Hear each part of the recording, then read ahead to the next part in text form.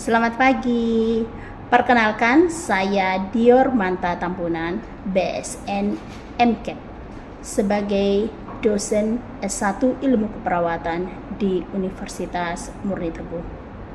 Pada kesempatan ini, saya akan menjelaskan tentang mata kuliah keperawatan anak sehat dan sakit akut yang saya ajarkan di Universitas Murni Teguh. Saya dipercayakan bersama dengan dua dosen lainnya untuk mengajarkan mata kuliah ini, dan saya dipercayakan juga sebagai koordinator mata kuliah keperawatan anak sehat dan sakit akut. Di keperawatan anak sehat dan sakit akut ini, saya membawakan 10 materi tentang konsep anak serta perawatan atraumatik pada anak, dan juga tentang ada masalah atau gangguan pada anak dengan sakit akut. Keperawatan anak sehat dan sakit akut ini dengan beban SKS 4 SKS, di mana mencakup 3 teori dan 1 praktik. Yang kami lakukan di Universitas Murni Teguh adalah 2 minggu sebelum perkuliahan dimulai, kami, terutama tim saya dari keperawatan anak sehat dan sakit akut, akan membagikan rencana pembelajaran semester atau RPS kepada mahasiswa kami supaya mempersiapkan diri untuk mengikuti perkuliahan keperawatan anak sehat dan sakit akut ini. Kami akan ajarkan dengan metode yang disebut dengan Direct Instruction Approach atau DIA dan di mana pendekatan ini mengenalkan materi-materi yang menarik dengan instruksi yang jelas serta terstruktur, dan dengan metode ini juga kami mengenalkan kepada mahasiswa bagaimana melakukan demonstrasi dan praktek pelaksanaan setiap prosedur untuk menangani setiap pasien anak, dengan harapan dengan mengasah skill dari anak didik kami supaya mereka melalui mata kuliah keperawatan anak sehat dan sakit akut ini bisa mendapatkan skill yang baik supaya mereka nanti dapat berkompetisi di lapangan kerja. Saya juga melakukan penelitian dan pengabdian kepada masyarakat yang berbasis atau berhubungan dengan keperawatan anak, baik itu secara konsep, terutama tentang perawatan atraumatik pada anak. Dengan modal tersebut, saya bisa dikatakan mumpuni untuk mengajarkan mata kuliah keperawatan anak sehat dan sakit akut ini terhadap mahasiswa kami. Mungkin sampai di sini penjelasan saya tentang mata kuliah keperawatan anak sehat dan sakit akut. Nanti kita akan bertemu kembali di kelas untuk penjelasan dan pemaparan untuk materi selanjutnya. Saya ucapkan terima kasih banyak dan salam sehat. Selamat pagi adik-adik semua. Gimana hari ini? Baik. Kemudian tadi malam? Oke, berarti udah siap ya untuk pembelajaran kita hari ini. Nah, untuk pembelajaran hari kita ini sesuatu hal yang belum pernah sedikit sudah didengar oleh anak-anak mahasiswa semua. Oke, nah sebelumnya, sekarang kita mengulas pembelajaran di minggu lalu. Ada yang ingat nggak? Ada. Oke, nah kalau sudah ada yang ingat, nah sekarang saya mau bertanya. Untuk pertanyaan pertama, family center care. Oke, ada yang bisa jawab? Oke, silakan. Family center care itu adalah perawatan anak yang melibatkan keluarga. Contohnya itu misalnya ada anak yang dirawat dengan leukemia, itu kan perawatan yang cukup panjang. Jadi keluarga sangat diperlukan dalam perawatan tersebut. Oh, Dewi, tepuk tangan dulu, Dewi. Saya tambahkan ya, jadi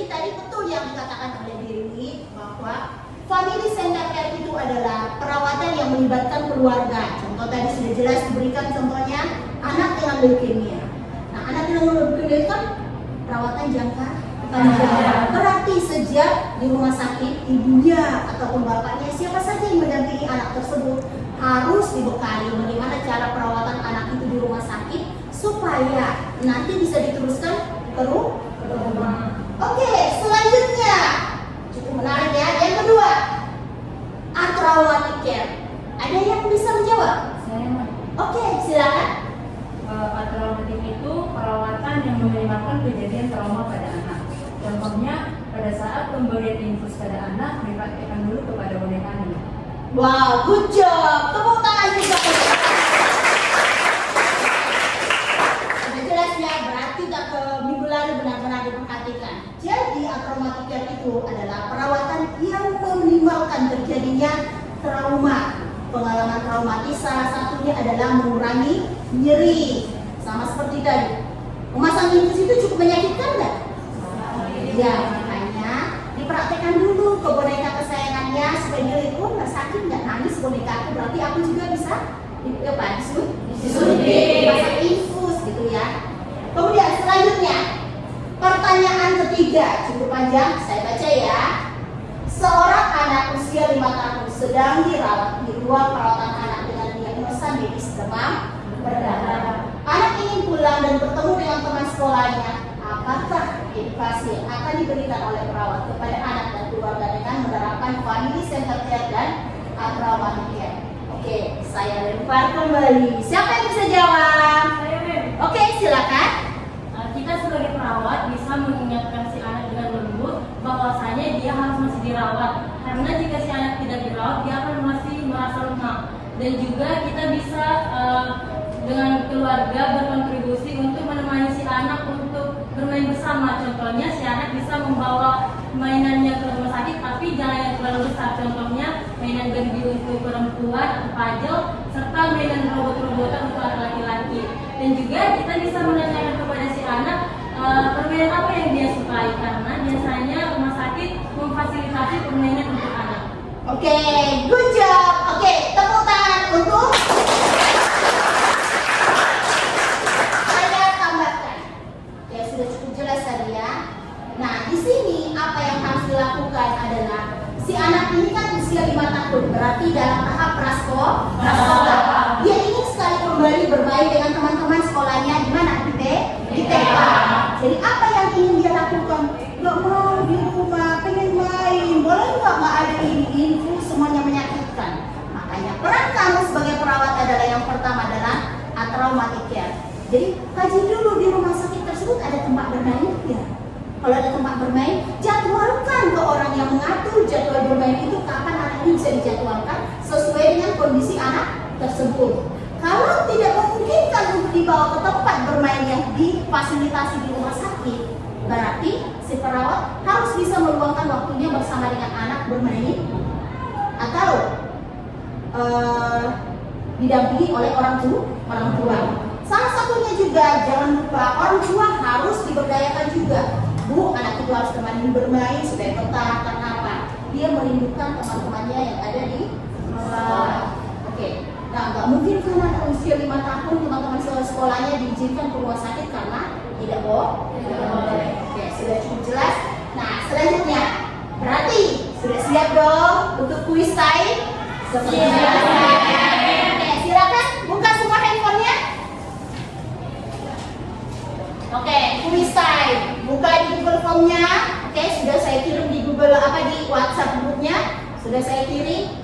Oke, waktunya 5 menit. Oke, dimulai.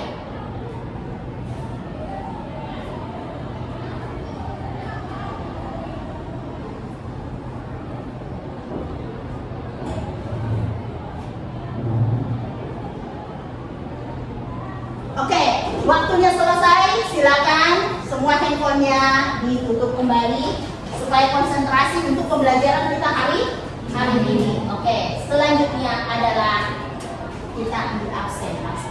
Saya absen dulu ya. Nardi yang hadir, ada nggak hadir? Oke, di sini ada 24 orang di kelas ini, tapi sepertinya saya lihat nggak hadir semua. bocoran. Yang pertama ini Dewi Valentina hadir. Oke, kemudian Dina silakan. Selanjutnya Elsa Betua. Oke, Angel. Oke, Esther. Tidak ada ya? Berarti absen ya. Absen. Kemudian selanjutnya Ezra. Oke, Gabriela. Gita. Selanjutnya Leoni. Oke, Lisda. Marsita. Martinus. Oke, good job. Kemudian Mas Rina. Nursela. Ratna. Reva. Oke, selanjutnya Robita. Rosa. Sakna. Stella. Ada informasi dia sakit atau gimana? Tidak ada. Oke, selanjutnya Yohana. Yuniko. Oke, berarti ada 2 yang tidak hadir tanpa pemberi. Oke, kita lanjutkan. Kita lanjutkan. Sekarang apa yang kalian lihat di gambar ini? Gambar pertama. Siapa kira-kira yang bisa? Saya nih, Oke, silakan Martin. sepertinya bayinya sedang dimandikan di tempat mandi, tapi sepertinya bayinya sedang menangis. Sedang menangis ya? Ya. Iya, betul. Jadi dia menurutkan dan gini ya. Kayaknya dia sedang menangis, sedang menahan diri, nggak tahu ya. Oke, selanjutnya gambar kedua. Siapa yang bisa? Saya Oke, silakan Dina. pada gambar kedua itu juga seperti sedang mandi. Tapi kok pokoknya masuk ke dalam kamar mandi? Oh, belum pernah lihat ya? Belum. Oh, berarti yang lain sudah pernah lihat? Belum. Berarti ini baru pertama. Nah, inilah salah satu yang harus kita pelajari di hari ini. Salah satu metode memandikan dengan atraumatik care. Oke. Kita lanjutkan. Oke. Capaian pembelajaran kita untuk hari ini adalah mengetahui apa itu memandikan, tujuan memandikan bayi baru lahir, kemudian metode memandikan apa saja yang bisa digunakan. Selanjutnya, di latar belakangnya dikatakan adalah transisi neonatus dari intrauterin ke extrauterin, karena di dalam rahim ibu itu hangatnya. Hangat. Suhunya 38 derajat Celcius loh. Berarti hangat sekali ya, kayak kompor gitu ya. Hangat sekali, adem dia. Tiba-tiba lahir ke dunia, di dunia mana ini terlalu dingin. Jadi inilah salah satu transisi yang menyebabkan si bayi tersebut stres. Kemudian stres yang berulang yang dialami oleh anak tersebut bila terjadi pada jangka panjang bisa menyebabkan otaknya juga terganggu. Kemudian yang selanjutnya adalah salah satu perawatan neonatus yang terabaikan dan traumatik adalah memandikan. Karena apa? Bayi belum bisa berkomunikasi. Komunikasi bayi belum bisa teriak, kamu menyakiti aku loh. Aku kedinginan loh, nyeri ini nggak bisa. Yang bisa dia lakukan hanya menangis. Nah, si tenaga kesehatan salah satunya perawat tidak peka bahwa bayi ini dengan cara menangis, apalagi menangis dia berapa lama gitu ya, menangis terus dengan kencang, tidak peka kalau bayi ini sedang menyuarakan hatinya, saya itu sedang kedinginan dan saya itu sedang nyeri, tolong saya ya. Nah, ini yang sering diabaikan oleh tenaga kesehatan. Oke, selanjutnya adalah memandikan adalah kegiatan sehari-hari yang dilakukan untuk perawatan diri yang gunanya untuk membersihkan kulit, kemudian melindungi lapisan luar tubuh, selanjutnya merangsang sirkulasi. Makanya kalau memandikan bayi, jangan sering mandikan, nanti di punggungnya dipijit ya, bosan capek ya, pegel, makanya dia suka nangis, gitu ya, jadi pijit dia bagian belakangnya ketika dimandikan supaya melancarkan sirkulasi darah, kemudian memberikan rasa nyaman. Nah, ini adalah menurut WHO tahun 2017. Selanjutnya, menurut rekomendasi WHO, mandikanlah bayi setelah 24 lahir. Tetapi bila mana ada faktor budaya, bayinya harus cepat-cepat dimandikan. Seperti contohnya keluarga begitu sudah lahir bayinya, kapan dimandikan? Kapan dimandikan? Boleh nggak dimandikan? Boleh. Tapi kapan bolehnya? 6 jam sesudah Bayi lahir. 6 jam sesudah lahir baru boleh dimandikan, supaya tidak terjadi hipotermia. Di zaman dulu apa yang dilakukan? Dibersihkan dengan baby oil, dimandikan dengan baby oil dengan harapan dia halal. Tapi tidak direkomendasikan lagi. Karena apa? Karena baby oil itu bisa menjadi koloni untuk mikroorganisme, menjadi tempat supaya mikroorganismenya itu bisa berkembang biak.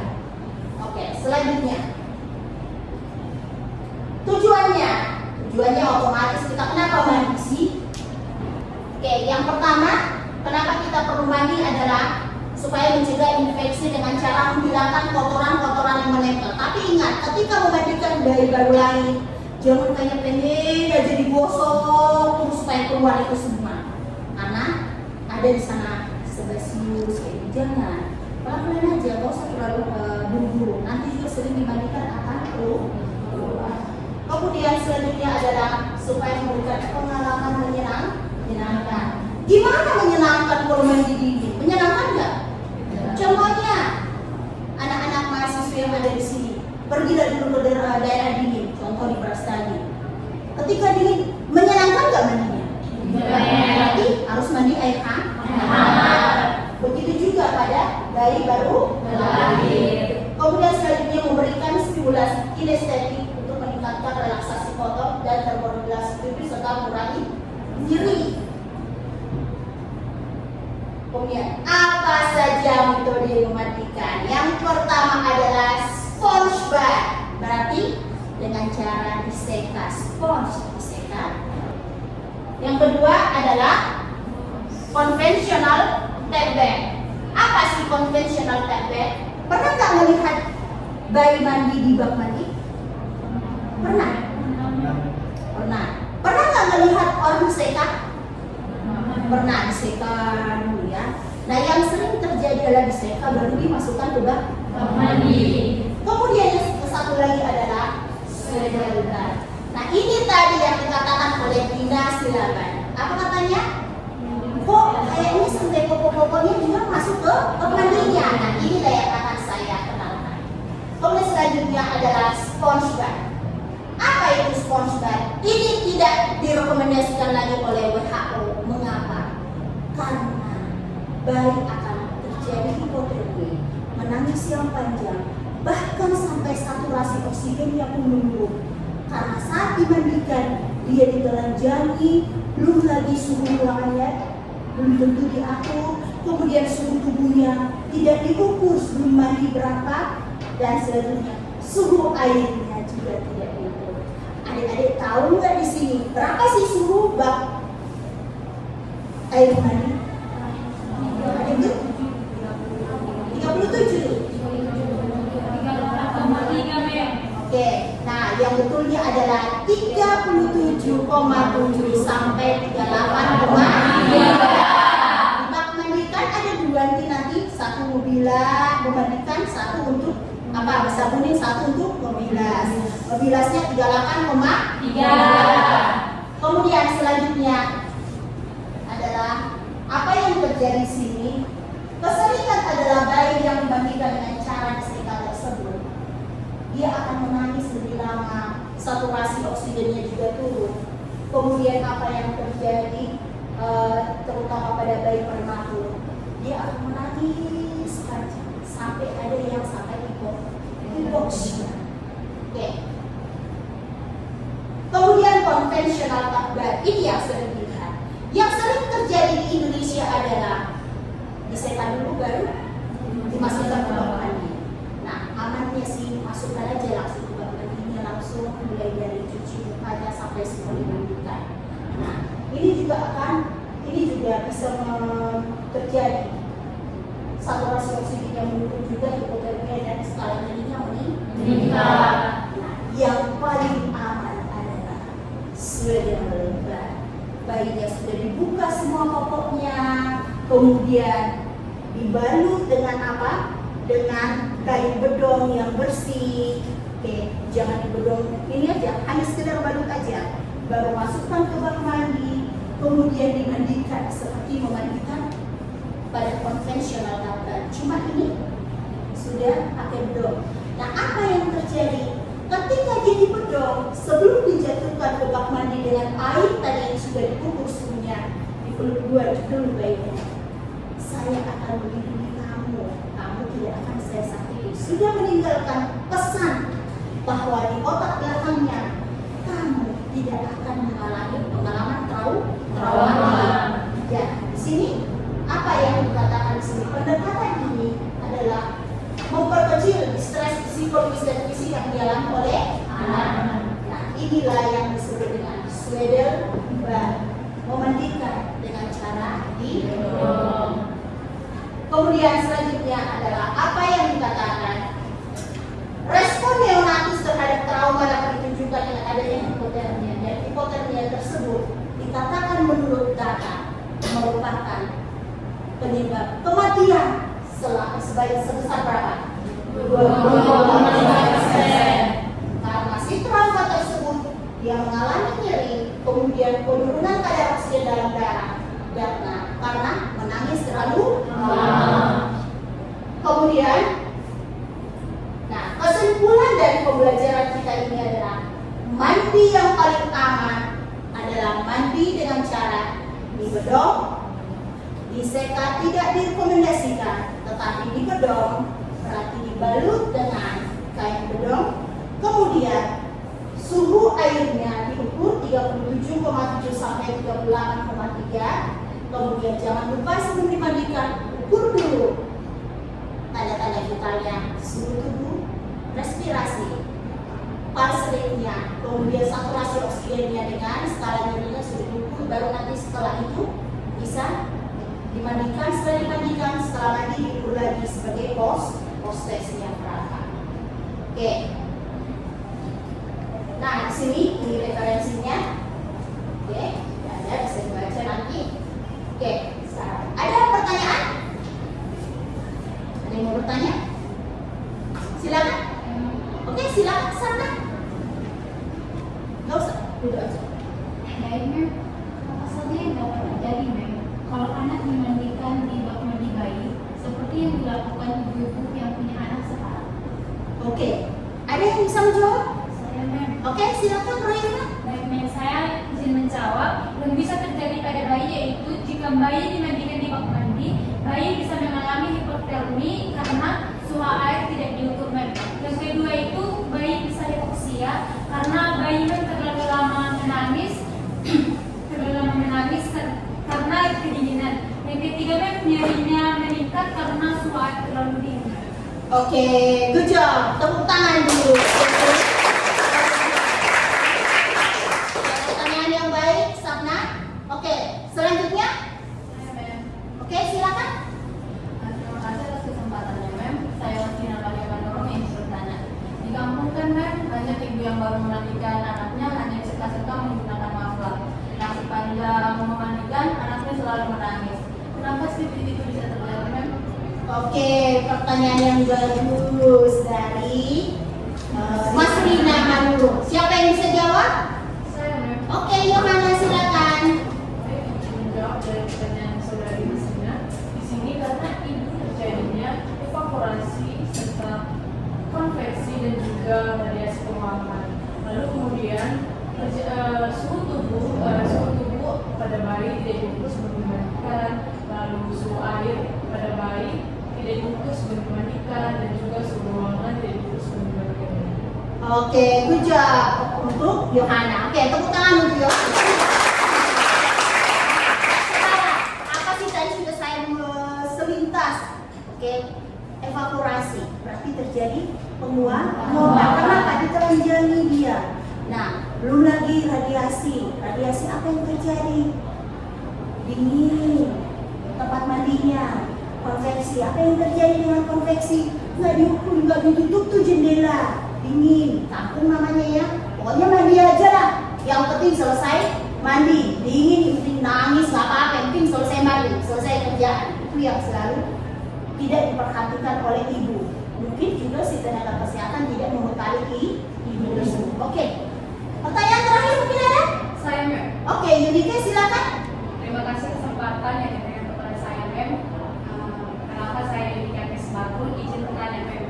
Kalau RS-nya di kampung Mem dan sarana-prasarananya terbatas, apakah efektif melakukan Swedelback? Oke, di kampung, kasusnya di kampung. Oke, siapa yang bisa menjawab? Saya Mem. Oke, silakan Robinta. Izin menjawab Mem. Itu bisa dikatakan efektif dengan kita bisa melibatkan orang tua untuk membawa pembelajaran ekstra, serta kita juga bisa melibatkan orang tua untuk memandikan si bayi dengan metode Swedelback. Oke, good job untuk Robinta. Sekarang kan sama tadi kampungnya, laundrynya, lampunya, listriknya mungkin Senin Kemis ya, agak susah. Kemudian fasilitas yang minim. Nah, apa yang dilakukan? Berdayakan keluarga, minta membawa bedong ekstra, kemudian sambil diajari orang tua atau si pengasuh bayi, baik ibunya atau neneknya yang akan mengasuh nanti di rumah, supaya diajarkan cara memandikan yang aman dengan metode Swedelback. Jadi Swedelback itu yang harus direkomendasikan sekarang. Gak apa-apa, tapi bayinya juga tidak mengalami trauma. Oke. Nah, selanjutnya sudah bertanya, sudah semua, sudah pintar-pintar semuanya. Sekarang kita quiz time proses. Oke, silakan buka handphonenya. Handphonenya. Oke. Sudah? Link yang sudah di WhatsApp ya, sudah? Oke, waktunya 5 menit.